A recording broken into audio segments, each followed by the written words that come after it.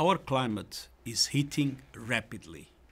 Floods, droughts, heat waves, extreme storms and wildfires are going from bad to worse, breaking records with ever alarming frequency. Heat waves in Europe, colossal floods in Pakistan, prolonged and severe droughts in China, the Horn of Africa and the United States. There is nothing natural about the new scale of these disasters. They are the price of humanity's fossil fuel addiction. The number of weather, climate and water-related disasters has increased by a factor of 5 over the past 50 years. Daily losses total more than $200 million. This year's United in Science report shows climate impacts heading into uncharted territories of destruction. Yet, each year, we double down on this fossil fuel addiction even as the symptoms get rapidly worse, even as we know the cure. Our leaders pledged in the Paris Agreement to limit global temperature rise to 1.5 degrees and build climate resilience. This year's United in Science report shows that we are way off track. Climate action is stalling on key fronts, and the poorest countries and people are being hardest hit. But no country is immune. The report is a shameful reminder that resilience building is the neglected half of the climate equation. It is a scandal that developed countries have failed to take adaptation seriously and shrugged off their commitments to help the developing world.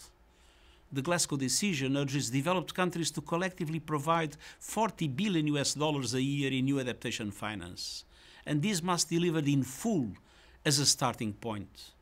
But it is clearly not enough. Adaptation finance needs are set to grow to at least $300 billion a year by 2030. I've just returned from Pakistan, where I saw firsthand the massive scale of need there.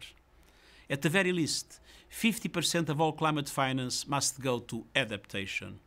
This is a moral imperative, and this is also a matter of common sense.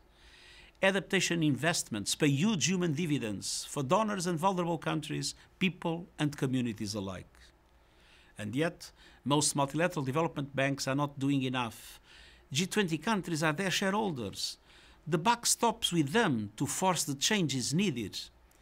It is also clear that early warnings save lives, and that is why I have announced that the United Nations will work to make them available to every person on Earth within 5 years. The World Meteorological Organization will take the lead. Many developing countries still lack these essential services. We also need a renewable energy revolution to drastically cut carbon emissions. All countries must boost their national climate ambition every year until we are on track. The G20, which is responsible for 80% of global emissions, must lead the way. There must be no new coal plants built, with coal phased out by 2030 for OECD countries and by 2040 for all others. The current fossil fuel free-for-all must end now.